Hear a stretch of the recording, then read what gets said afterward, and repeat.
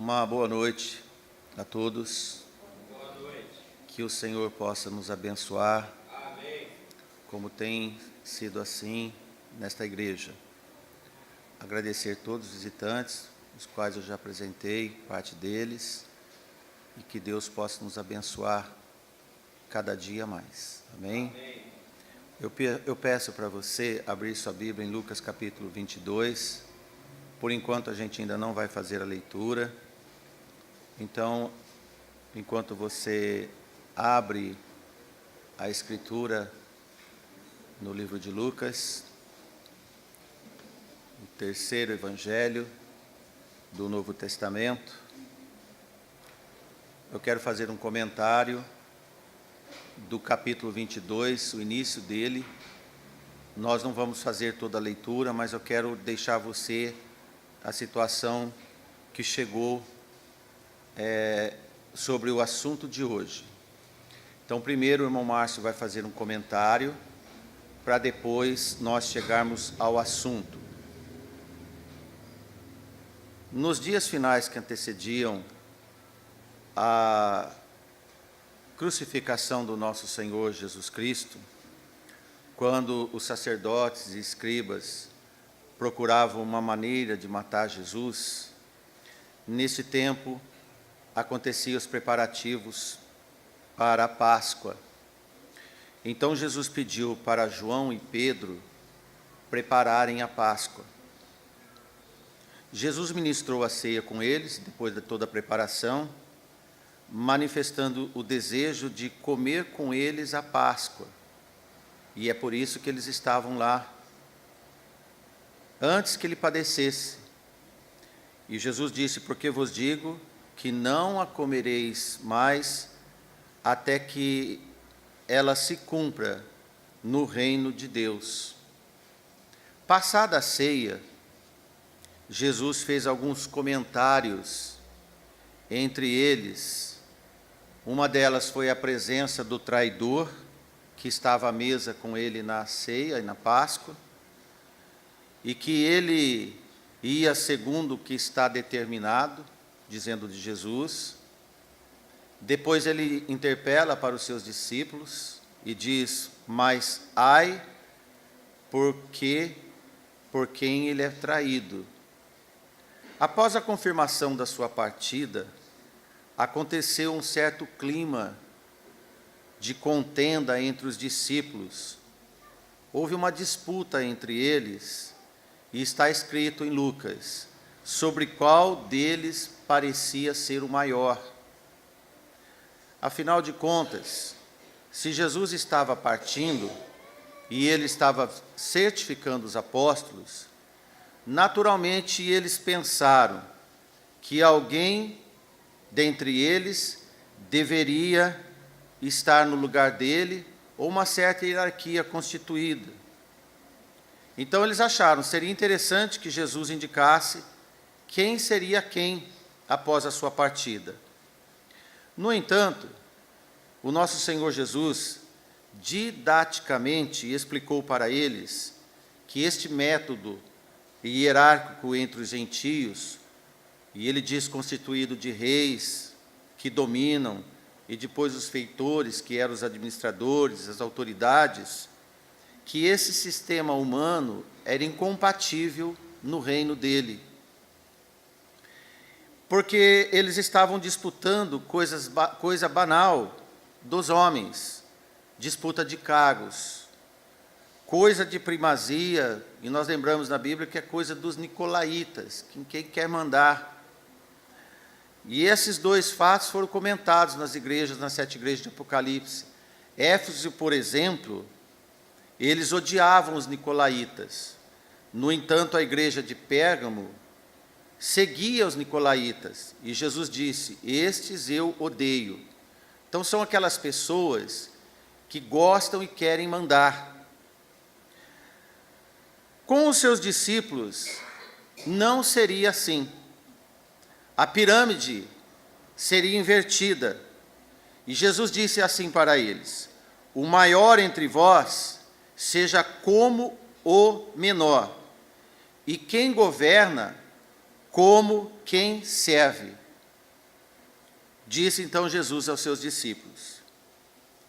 Então Jesus disse-lhes: entre vós sou como aquele que serve, e vós comem bem na minha mesa, no meu reino. 22 e 27. Isto é, Jesus estava dizendo: sou o garçom de vocês. Logo mais, os discípulos também iam servir. E aquela instrução do Senhor era um aprendizado para eles. Então, depois deles servirem o rebanho do Senhor, com muitas aflições e dores, eles seriam qualificados para assentarem sobre os tronos para julgar as 12 tribos de Israel. Você que está com a Bíblia aberta, o versículo 30. Na verdade, irmãos, para todos os cristãos, quanto mais servir aqui, mais será servido no reino do Senhor. Paulo lembrou a carta a Timóteo, e ele disse: se sofrermos com ele também reinaremos. Mas a nossa leitura, que agora eu quero que você acompanhe, está em Lucas capítulo 22, versículo 31, depois que você já teve um parecer do que estava acontecendo. No meio dessa conversa que Jesus teve com seus discípulos, ele interferiu uma situação muito difícil para o apóstolo Pedro. Então disse também o Senhor, versículo 31, Simão, Simão, eis que Satanás vos pediu para cirandar como trigo, mas eu roguei por ti, para que a tua fé não desfaleça. E tu, quando converteres, confirma teus irmãos. E ele disse-lhe: Senhor, estou pronto para ir contigo até a prisão e a morte. Mas ele disse: digo-te, Pedro, que não cantará hoje o galo antes que 3 vezes negues que me conheces.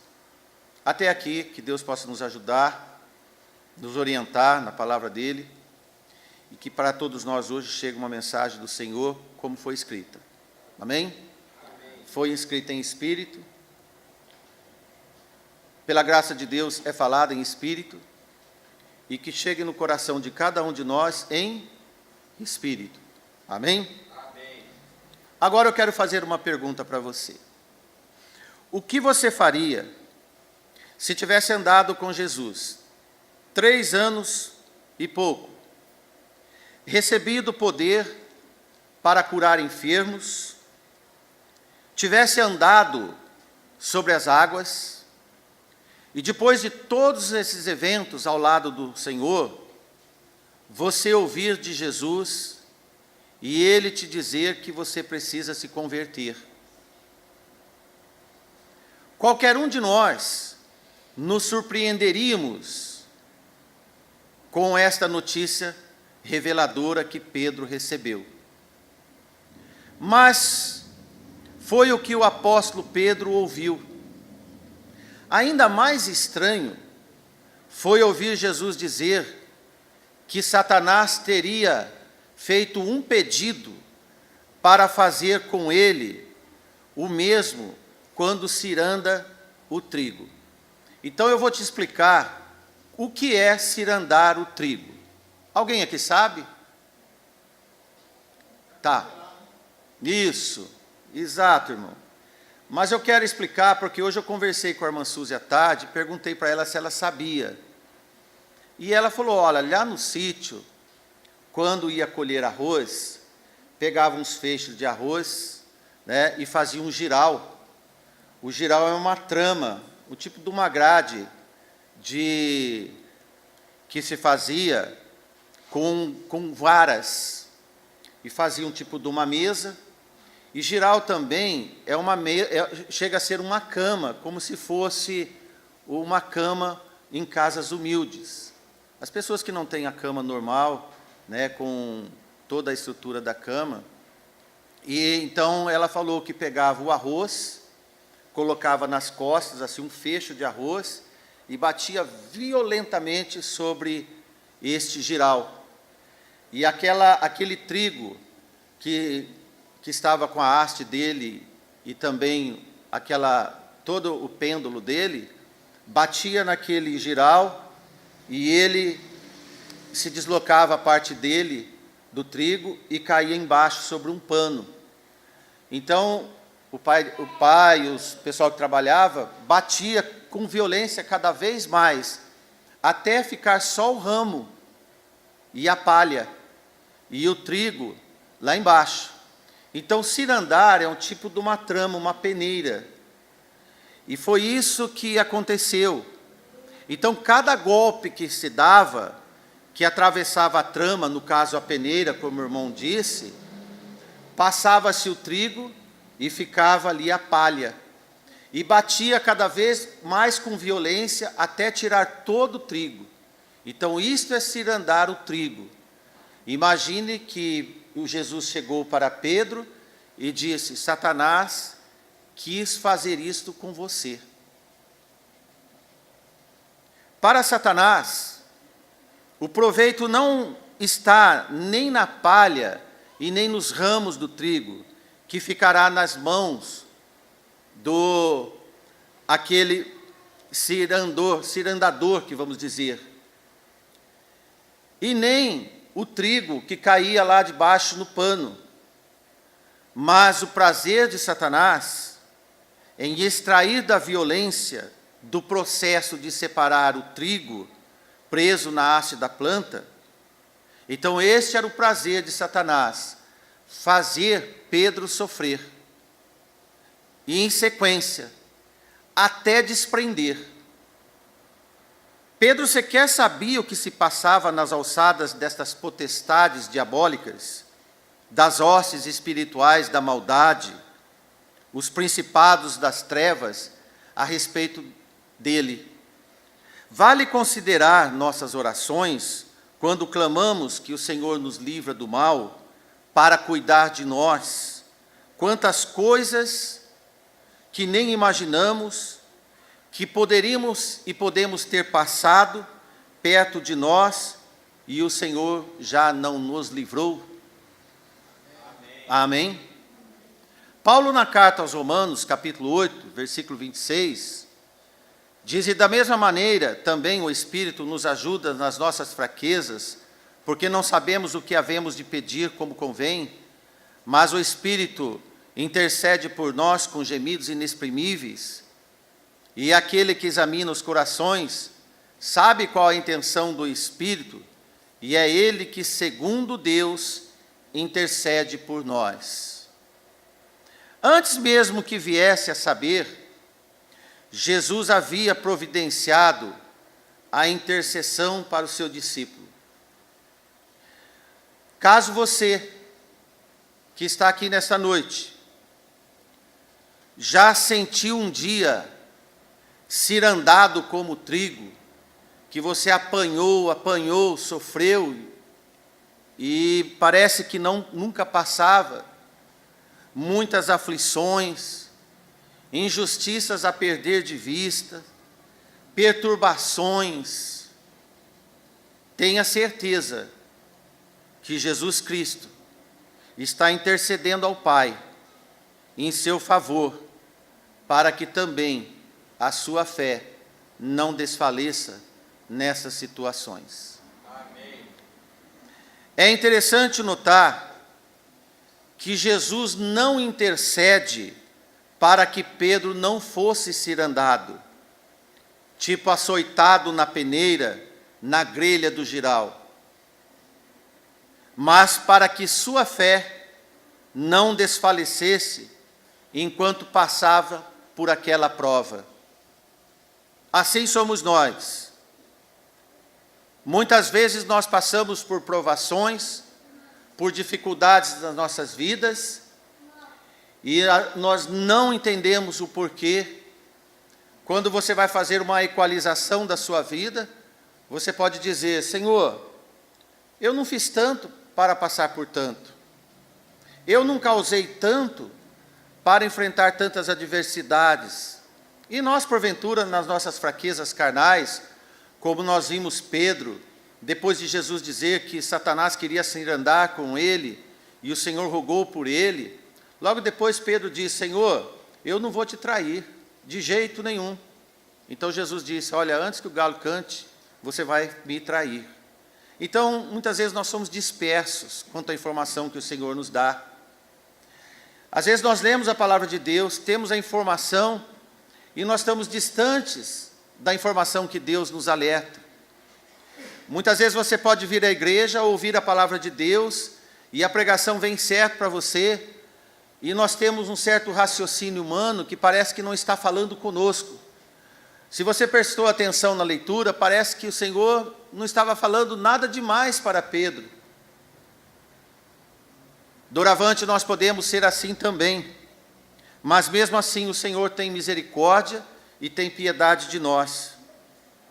A verdade é que todos nós seremos cirandados pelo trigo, e até, irmãos, necessário que este fato aconteça, porque as aflições nos fazem crescer. As aflições do Senhor nos fazem crescer. As aflições dos homens do mundo fazem com que eles fiquem revoltados. Nós não. Nós ficamos confortados, conformados e nos crescemos nas adversidades. Porque nós amadurecemos, aprendemos a depender cada vez mais do Senhor e jamais confiar em nós mesmos, na nossa força. Ontem à noite um irmão me ligou de Bauru, e esse irmão tinha um excelente emprego, e ele ficou, acho que 2, 3 anos desempregado, uma situação difícil. A mulher dele se pôs a trabalhar e fazer pratos especiais para vender na internet, enfim, se viraram. Agora, 1 ou 2 meses atrás, ele arrumou um emprego, porque ele tinha sido demitido injustamente daquela empresa que ele trabalhou, ajudou a crescer a empresa, e alguém lá incentivou que ele fosse demitido. Um homem justo, um homem honesto, trabalhador, homem de Deus. Enfim, foi demitido.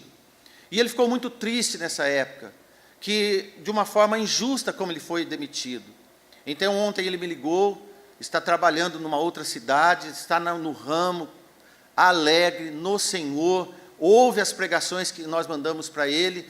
E aí ele falou: irmão, sabe o que eu tenho para te contar? Esta empresa que me demitiu está falindo, está com uma dívida de mais de 7 milhões de reais. E aí ele me falou: já pensou, meu irmão, se de uma forma meio dura o Senhor não me tivesse tirado de lá? Eu estava hoje demitido, e quando eu fui demitido lá naquele tempo atrás, eu recebi todos os meus direitos. Hoje, quem está sendo mandado embora não está recebendo nada. Então, irmãos, eu aproveito dizer para nós, no exemplo desse irmão que eu acompanhei, ajudando, nós várias vezes quando eu ia na casa dele, nós saímos para conversar, para dar o consolo espiritual para ele. Então o Senhor ajudou esse irmão, está restabelecendo, enquanto aqueles que fizeram mal para ele, hoje estão numa situação difícil. Se você está no Senhor, se você é um membro fiel da igreja do Senhor, busca ao Senhor, muitas adversidades irão acontecer conosco, mas não se desespere, não reclame, não se lamente, dobre o joelho e chore e clame ao Senhor: Senhor, me ajude. Preciso, Senhor, da sua ajuda. Amém, irmãos? Amém.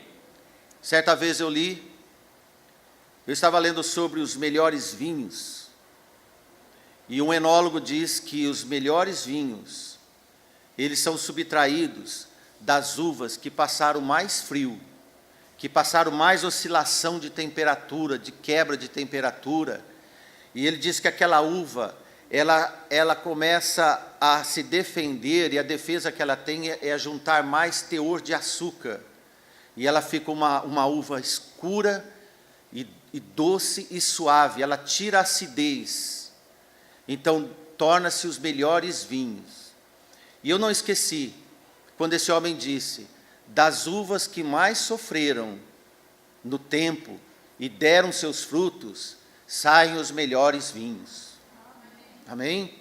Se você é uma pessoa que sofre muito, e não sabe direito o porquê, eu posso te dizer que na glória do Senhor, você vai ser o melhor vinho do Senhor. Amém. Nós vemos que o Senhor estava dizendo aos 12, vocês vão ser a coluna de Israel. Eles não entenderam direito. Logo no início do Evangelho, quando Paulo passou por uma igreja, e lá estava João e Pedro e um outro apóstolo, e Paulo diz, eles são conhecidos como as colunas do Evangelho. Então, irmãos, Jesus estava ensinando para eles que Jesus servia à mesa deles, e Jesus disse, eu sou o garçom de vocês. Um dia, quando eu for, vocês não vão ter cargos especiais, vocês vão servir o rebanho de Deus, para que quando o Senhor chamar para a glória, vocês vão ser a coluna de Israel.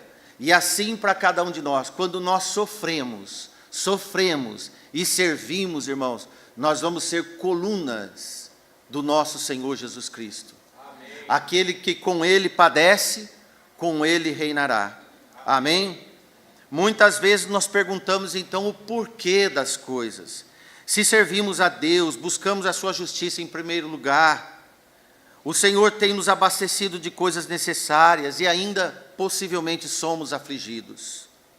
Por que algumas coisas acontecem conosco causando dores tão profundas, mas quando olhamos para esta mensagem bíblica, temos uma informação fantástica do que ocorre no mundo espiritual. O apóstolo Paulo diz a carta aos Efésios e confirma as ditas palavras de Pedro, quando Efésios capítulo 6, do versículo 10 ao 13, ele diz, no demais, irmãos, fortalecei-vos no Senhor e na força do seu poder. Revesti-vos de toda a armadura de Deus, para que possais estar firmes contra as astutas ciladas do diabo. Então ele diz que nós não temos que lutar contra a carne e o sangue, mas sim contra os principados, contra as potestades, contra os príncipes das trevas desse século, contra as hostes espirituais das maldades nos lugares celestiais. Então Paulo diz, portanto, tomai toda a armadura de Deus, para que possais resistir no dia mau, e havendo feito tudo, ficar firmes. Amém? Amém. Havendo feito tudo, fique firme. O que posso dizer para você hoje, meu irmão, eu não sei o que você está passando na sua vida. De tudo nós não sabemos de cada irmão. Nós temos uma convivência, mas não sabemos do íntimo de cada um. Mas seja o que for que você está passando, busque o Senhor e fique firme. Amém? Amém? A palavra lutar, irmãos, quando nós vemos Paulo dizer, dá a ideia de acirrar ânimos, de uma contenda, né? De se agarrar. Não é isto. Parece que dá essa ideia de contenda, de se agarrar. Vou dizer uma coisa para você: trigo não se atraca com joio. Trigo não fica com desavença com joio. Luta, sim, é luta contra a carne e o sangue. Embora os agentes são humanos, como o Senhor diz, alguns anticristos, mas o verdadeiro inimigo nosso não é o homem. Pelos homens devemos orar. Deus quer que ele se salve e venha o conhecimento da verdade. Admoesto, depois, antes de tudo, que se façam deprecações, orações, intercessões e ações de graças por todos os homens. 1 Timóteo 2:1. Depois de fazer esta lição, é uma forma de ter uma vida abrandada, diz Paulo, sossegada neste mundo, apesar das aflições. Se é por todos, então eu não devo escolher somente para um grupo que eu gosto, orar. Então eu pergunto para todos nós, como que você vai nessa causa das deprecações? Deprecação é súplicas, é uma oração substanciada com clamor, orações, intercessões e as nossas ações de graças. Jesus disse aos principais dos sacerdotes e todos que iam contra ele para o matá-lo, em Lucas 22, 53, que faz parte do nosso capítulo, Jesus disse a eles: tenho estado todos os dias convosco no templo, e não estendes as mãos contra mim, mas esta é a hora, ou esta é a vossa hora, e o poder das trevas. Depois dessa fala, prenderam Jesus. Veja que o Calvário de Cristo foi multiplicado na igreja de Esmirna. Olha o que diz Apocalipse 2:10.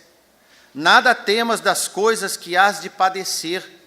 Eis que o diabo lançará alguns de vós na prisão, para que sejais tentados, e tereis uma tribulação de 10 dias. Sê fiel até a morte, e dar-te-ei a coroa da vida. Amém, irmãos? Olha como nós temos uma sequência das instruções da palavra de Deus. Veja que Jesus estava anunciando os seus 10 dias que ia começar, e disse para aqueles homens malfeitores: agora chegou a hora do poder das trevas. Irmãos, imagine como seria, e nós vemos a ciranda que Jesus ia passar na mão das trevas. O que os homens fizeram com Jesus. Depois nós vemos a igreja de Esmirna, o modelo daqueles irmãos de Esmirna. Da mesma forma, a igreja do Senhor, quando estiver na mesma tribulação da última semana, serão os nossos 10 dias para aqueles que estiverem aqui. Esses curtos 10 dias sempre será para a finalização da glória no Senhor. O Senhor disse à igreja de Esmirna que teria uma tribulação de 10 dias, impetrada pelo indesejável Satanás. O número 10 está indicando um tempo limitado, de curta duração, mas de intensa duração, como malhar, como cirandar o trigo sobre aquela trama. Então nós vemos, irmãos, que Esmirna sofre aflição, tribulação, e esses irmãos desta igreja eram uma igreja pobre numa cidade rica, e o Senhor consola aqueles irmãos: ser fiel até a morte, e dar-te-ei a coroa da vida. A palavra tribulação aqui, irmãos, significa opressão que vem de fora. Apesar de morarem numa cidade próspera, esses irmãos de Esmirna tinham poucos recursos, mas a pobreza espiritual não tem importância alguma quando tem riqueza espiritual. Não pense no seu bolso, pense na sua alma. Não lute para conseguir só coisas nesse mundo. Esforce e lute para conseguir cada mais as bênçãos do Senhor. Não ajunteis nada aqui na terra onde se consome, se rouba, se mina, se destrói, mas buscai tesouro no reino dos céus e a justiça do Senhor. Então, como o Senhor diz à igreja de Laodiceia, por exemplo, que se achava rica, apesar de uma pobreza espiritual extrema, e ela não reconhecia e não conseguia ver, então eram miseráveis espiritualmente e não tinham aflições nessa vida. Duas igrejas opostas, Esmirna e Laodiceia. Em Apocalipse 3,17, olha o que o Senhor diz para a igreja de Laodiceia: como dizes, isto ela falava por si, sou rica, ou rica sou, estou enriquecido, de nada tenho falta. Se é rica, não tem falta de nada, também não sofria por nada. O conforto oferecido por Jesus não é o livramento do sofrimento das coisas que haviam de se padecer. Ele anima os discípulos de Esmirna a não desistirem diante da tribulação que logo viria a eles. No entanto, meus irmãos, falsos pregadores do nosso tempo, ensina que o servo fiel será próspero neste mundo e livre de sofrimentos nessa vida. Não acreditam nas palavras do Senhor e nem na igreja de Esmirna. Esses louvadores de Laodiceia no tempo de hoje estão no seu ambiente secular. Então pode dizer do que vem e não do que tem. Agora a igreja de Esmirna poderia dizer muito do que tinha no Senhor. O efeito da tribulação seria necessário para expor como espetáculo em prova a fé e a perseverança desses cristãos. Tudo e todos iam ver quem eram eles neste mundo, assim como você. As pessoas têm que ver em você quem você é. Mas a perseguição não continuaria e nem continua para sempre. 10 dias sugere um tempo intenso, mais rápido, e também, e eu não disse ainda, completo. Seria uma prova completa, mas teria fim. Por isso que Paulo diz, havendo feito tudo, ficai firmes. Isto é, conseguindo os resultados, continue firme na batalha, que ela ainda não terminou. Mais do que nunca, o cristão precisa de continuar firme. Meus irmãos, você já deve ter ouvido o fim trágico dos apóstolos. Morreram queimados, morreram crucificados de ponta cabeça, foi o caso de Pedro.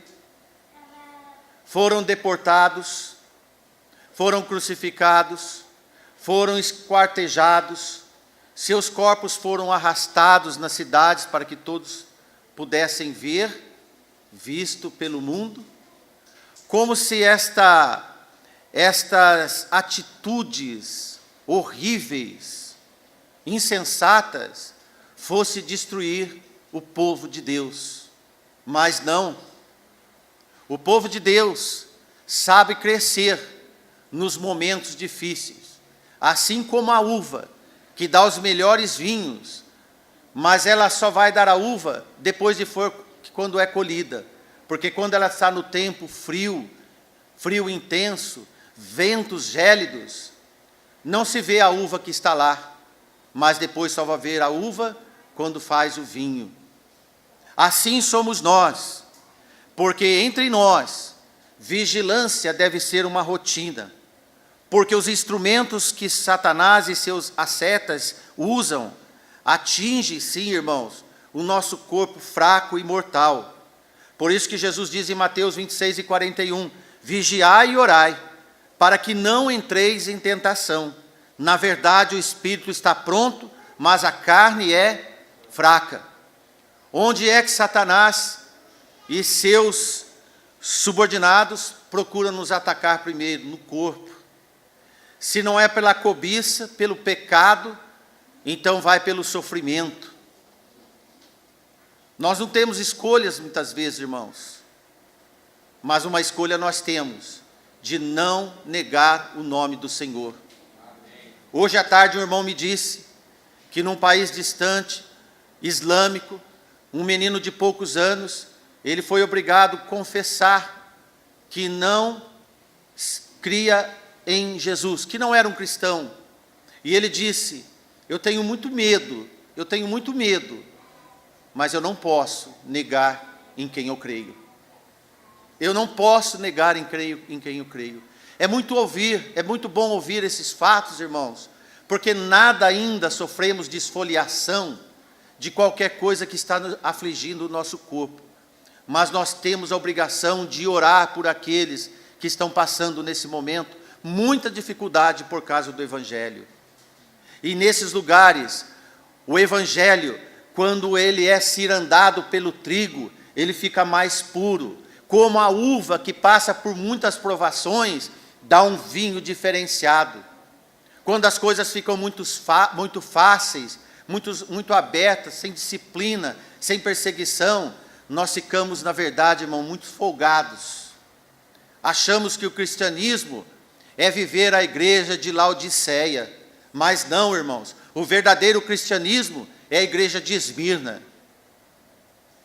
Você entende?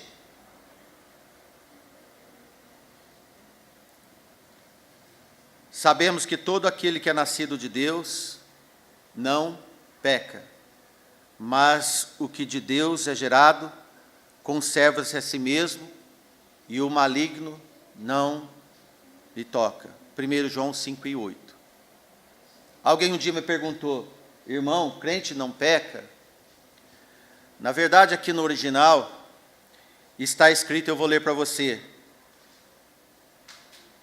já tenho sido nascido proveniente de dentro de Deus, não está pecando, mas aquele, havendo sido nascido proveniente de dentro de Deus, vigilantemente guarda a si mesmo, e o maligno não lhe toca.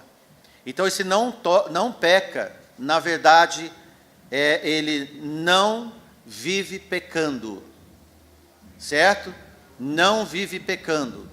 Para você, meu irmão, que não tem prazer do pecado, e quando você peca, você sente as dores da sua consciência e pede perdão ao Senhor, pode ter certeza, o maligno não lhe toca. Amém? Para encerrar esse sermão de hoje, eu quero te convocar para ler 1 Pedro 4, a partir do verso 12. Amados, não estranheis a ardente prova que vem sobre vós para vos tentar, como se coisa estranha vos acontecesse, mas alegrai-vos no fato de serdes participantes das aflições de Cristo, para que também na revelação da sua glória vos regozijeis e vos alegreis. Se pelo nome de Cristo sois vituperados, bem-aventurados sois, porque sobre vós repousa o Espírito da glória de Deus. Quanto a eles, é ele sim blasfemado, mas quanto a vós é glorificado. Perceba que desde o nosso primeiro comentário que nós fizemos em Lucas 22, quando por esta trágica situação que nós vemos para Pedro, aqui nós vemos o mesmo Pedro, no formato da presença do Espírito Santo.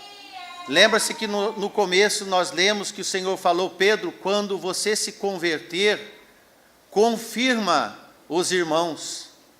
Não que Pedro não era do Senhor, mas ele precisava de mudar muito o rumo da vida dele em relação ao que ele falava e o que ele queria fazer. Tipo como: Senhor, não vou te negar. Então esta conversão Pedro precisava. Eu sei que muitos de nós precisamos ainda de redirecionar nossa vida melhor ao Senhor. E na verdade torna-se uma conversão nas coisas que nós aceitamos um dia. Então nós vemos agora Pedro, já como apóstolo do Senhor, colocado como uma coluna do Senhor, dizendo, irmãos, coisas que outros apóstolos pouco escreveram. Mas Pedro, quando tinha passado por essas dificuldades, ele aprendeu que, como ele passou por essas cirandas, ele poderia dizer à igreja que cirandar não leva ninguém para o inferno. Então ele diz: não estranhei essas cirandas estranhas e ardentes provas que vêm para nos tentar, como se coisa nunca vista e muito fora de qualquer noção estranha nos acontecesse. Vá em frente. Sabe que Pedro, quando escreveu essa primeira carta, ele estava escrevendo para irmãos que estavam passando as aflições que um dia ele também passou. Então aqui Pedro, como aquela uva que passou por muitas intempéries da vida e do tempo, ele foi o apóstolo que escreveu aos irmãos que estavam passando por provações. Então, de uma forma, irmãos, categórica, e de quem já tinha experimentado isso, ele diz: mas, irmãos, se alegrem por ser participantes destas aflições de Cristo. Porque no tempo da revelação da sua glória, vocês vão ficar muito alegres com eles.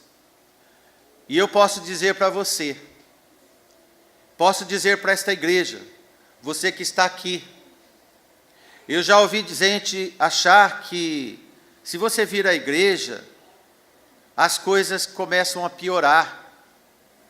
E dizer, mas de fato, para o lado humano vai piorar sim, porque você vai ter uma conversão diferente e vai viver diferente do que os homens vivem. Coisas que para você não fazia efeito negativo nenhum, agora para você é uma prova, muitas vezes difícil de enfrentar. Mas não se entristeça, se alegre no Senhor, fique firme no Senhor, porque nós vemos o Senhor dizer a Pedro, confirme os seus irmãos, Pedro. E esta carta de 1 a Pedro, foi isto que ele fez, confirmando os irmãos. E nós aqui na igreja, lendo a mesma carta do confirmado Pedro, e daqueles irmãos da Ásia que já se foram também, hoje é o nosso dia, de poder dizer para todos nós, que devemos confirmar todos nós, para que você saia daqui e vai confirmar aqueles que estão mais fracos, que estão desanimados e que ainda não se apresentaram para ser um seguidor fiel desta maravilhosa cruz do Senhor, de carregar a cruz, estar entre os remidos do Senhor. Nós vemos que todos os finais de tribulações da igreja de Esmirna, da vida de Pedro, da carta que Pedro escreveu àqueles irmãos, é glorificado no Senhor. Amém. Que Deus te abençoe. Amém.